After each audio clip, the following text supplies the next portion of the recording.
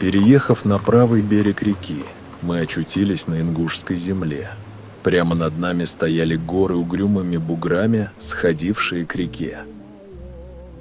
Эти строки были написаны осетинским писателем Хаджи Муратом Мугуевым в августе 1930 года, когда он пересекал реку Терек. Несмотря на предубеждения и опасения, внушенные ему соплеменниками по отношению к ингушам, Мугуев предпринял исследовательскую экспедицию в Ингушетию. В одной из глав своего очерка он описывает события гражданской войны и обстоятельства, ей предшествовавшие. 3 года гражданской войны на Кавказе, когда малочисленные, героические ингуши попеременно сражались то с казаками, то с осетинами, то с проходившими с фронтов эшелонами, окончательно подорвали слабые, едва сохранившиеся ресурсы народного хозяйства.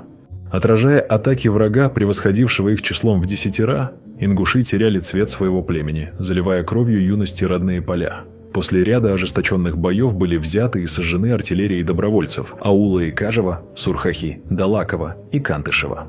Бои шли по всей Ингушетии. Казалось, вернулись времена Шамиля. А жили легендарные герои старины. Даже муллы с Кораном и шашкой в руках шли впереди рядовых бойцов. Немало ингушей полегло в боях с добровольцами, защищая свой народ. После поражения белогвардейских войск Мугуев подвел исторический итог происходившему. Острый казачий клин, ловко вбитый в самое сердце Ингушетии, отдал лучшие посевные и пастбищные места их вековечным врагам – казакам. Прошло 60 лет.